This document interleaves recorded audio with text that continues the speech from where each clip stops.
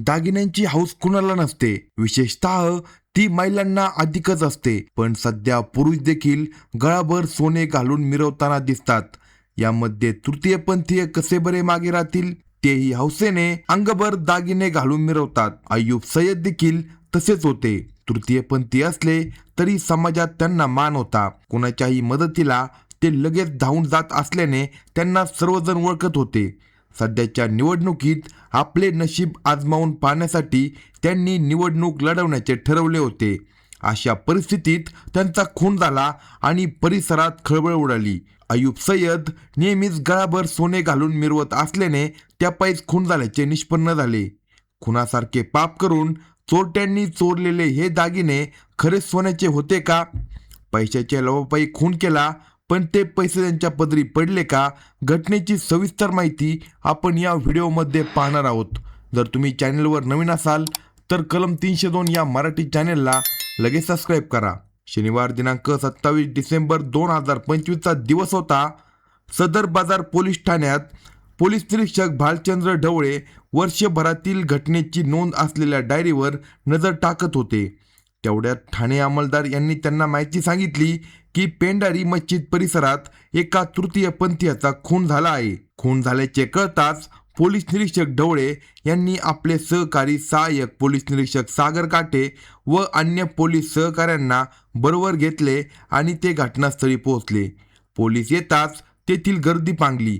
काही लोक जवळ येऊन म्हणाले, साहेब, अय्यूबचा खून करणाऱ्यांना लवकर पकडा, असे ते म्हणू लागले. खून झालेल्या इसमाचे नाव अय्यूब आहे हे पोलिसांना समजून आले. ज्या घरात खून झाला होता त्या घराच्या पहिल्या मजल्यावर पोलीस गेले.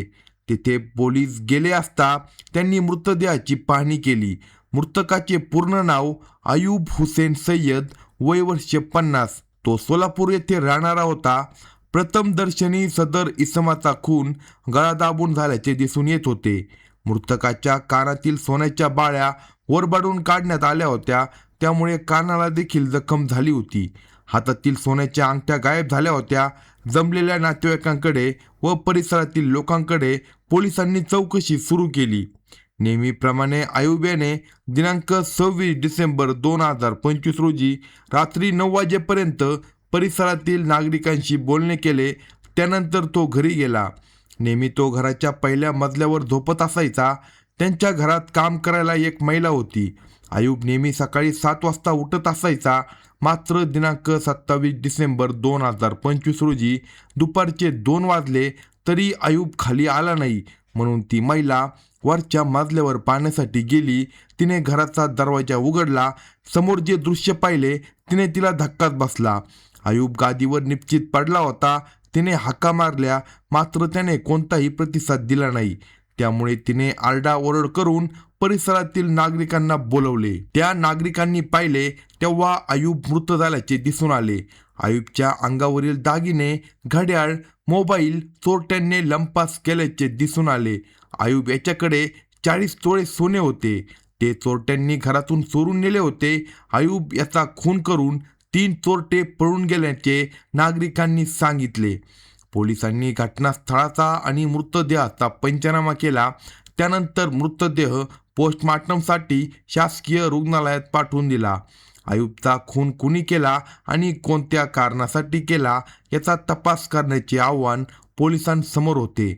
या घटनेची माहिती पोलीस आयुक्त एम राजकुमार यांना समजताच त्यांनी देखील घटनास्थळी भेट दिली. त्यांच्या मार्गदर्शनानुसार स्थानिक गुन्हे शाखेचे पथक तपासाला लागले. अय्यूब राहत असलेल्या परिसरातील सुमारे 100 CCTV फुटेजची पाहणी केली. त्यामध्ये 3 चोरटे असल्याचे आढळून आले. जाताना त्यांनी अय्यूबची 2 व्हीलर देखील चोरून नेली होती. सोलापूर महानगरपालिका निवडणुकीची रणधुमाळी सुरू असून अय्यूबने प्रभाग क्रमांक 16 मधून निवडणूक लढणार असल्याचे जाहीर केले होते. अय्यूब हा परिसरातील नागरिकांना नेहमी मदत करत असायचा. यामुळे निवडणुकीसाठी अनेकांनी त्याला पाठिंबा दिला होता. निवडणुकीच्या कारणावरून त्यांची हत्या झाली असावी अशी चर्चा नागरिकांमध्ये होत होती. गुन्हेगारांनी अय्यूब याचे सोने, रोख रक्कम, दुचाकी, मोबाईल चोरून नेला होता. यामुळे अय्यूब याचे घटने अगोदर कोणाशी बोलणे झाले होते हे समजायला अडचण निर्माण झाली होती. पोलिसांनी डॉक्टरकडून पोस्टमॉर्टम रिपोर्ट घेतला. यामध्ये अयूब याचा गळा आवळून खून केल्याचे नमूद करण्यात आले होते. अयूब सय्यद खून प्रकरणी सदर बाजार पोलीस ठाण्यात भारतीय न्याय संहिता कलम 103 प्रमाणे गुन्हा दाखल करण्यात आला. अयूब सय्यद खून प्रकरणाचा तपास करण्यासाठी पोलिसांनी 5 पथके तयार केली.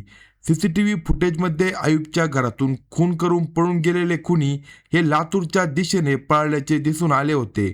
सायबर गुन्हे शाखेच्या मदतीने ते खुनी नक्कीच लातूरमध्ये असल्याचे समजून आले. पोलिसांनी लगेच लातूरला जाऊन तेथील पोलिसांची मदत घेतली आणि एका ठिकाणाहून त्या 3 संशयितांना ताब्यात घेण्यात आले. पोलिसांनी 6 तासात आरोपींना पकडण्यात यश मिळवले होते.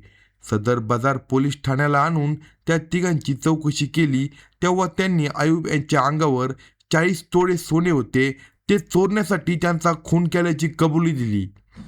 या आरोपींची नावे यशराज उत्तम कांबळे वय 21 राहणार लातूर, आफताब इसाक शेख राहणार कुंभारवाडी तालुका रेणापूर जिल्हा लातूर, वैभव गुरुनाथ पनगुले वय 21 राहणार कुंभारवाडी तालुका लेणापूर जिल्हा लातूर. या तिघांपैकी यशराज कांबळे आणि वैभव पनगुले हे सध्या शिक्षण घेत असून आफताब शेख हा मजुरी काम करतो.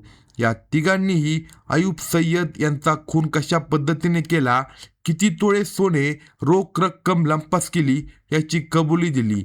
या प्रकरणात आणखी कोणाचा सहभाग आहे का याचा तपास करावायचा असल्याने या तिघांना न्यायालयात उभे केले असता न्यायालयाने त्यांना 4 दिवसांची पोलीस कोठडी दिली.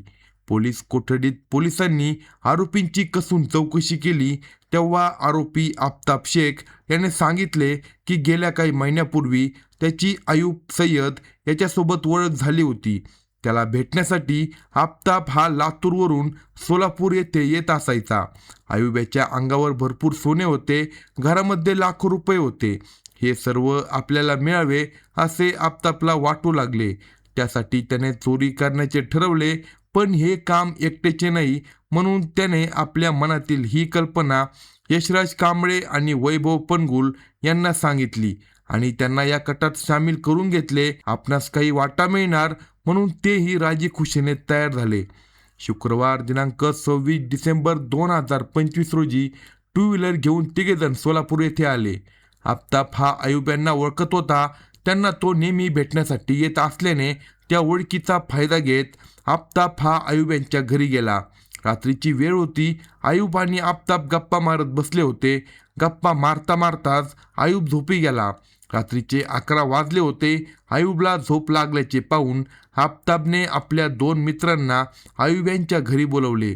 आता ठरल्याप्रमाणे काम करण्याचे या तिघांनी ठरवले. आपल्या चावलीने अयूब जागा होईल म्हणून त्याला बेशुद्ध करण्यासाठी त्याच्या मानेवर ठोसा मारला, पण तो बेशुद्ध न होता मोठ्याने ओरडल. हे पाहून तिघांनी मिळून त्याच्या तोंडावर उशी दाबली. नंतर त्याचा गळा दाबला. तो मेल्याची खात्री होताच त्याच्या अंगावरून सोने काढून घेतले. कानातील बाळी निघत नव्हती म्हणून ती ओरबाडून काढली. त्यानंतर अयूबच्या जवळ असलेली चावी घेतली. खाली असलेल्या घराचा दरवाजा उघडला. कपाटातील 40 तोळे सोने, 533 रुपये व मोबाईल घेतला. तसेच जाताना त्याची 2 व्हीलर गाडी घेऊन हे सर्वजण पळून गेले. लातूरला जाताना अयूबच्या गाडीची नंबर प्लेट काढून फेकून दिली. अयूबचा गळा दाबल्यावर रक्त होते. ते रक्त त्यांनी बनियानने पुसले होते. ती बनियान व अयूबचा मोबाईल एका ठिकाणी जाळून टाकला.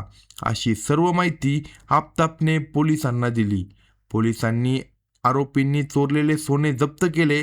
त्यामध्ये फक्त सोन्याच्या 3 अंगठ्या व कानातील बाळी या सोन्याचे असल्याचे आढळून आले.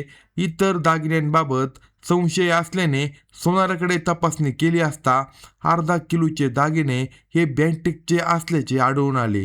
पोलिसांनी आरोपींकडून चोरलेला माल, दुचाकी जप्त केली आहे. 6 तासात या प्रकरणाचा छडा लागल्याने पोलीस आयुक्त एम राजकुमार यांनी पोलिसांचे अभिनंदन केले. अशाच नवनवीन क्राईम स्टोरी ऐकण्यासाठी कलम 302 या मराठी चॅनेलला लगेच सबस्क्राईब करा आणि आपल्या प्रतिक्रिया कमेंट बॉक्समध्ये कळवा.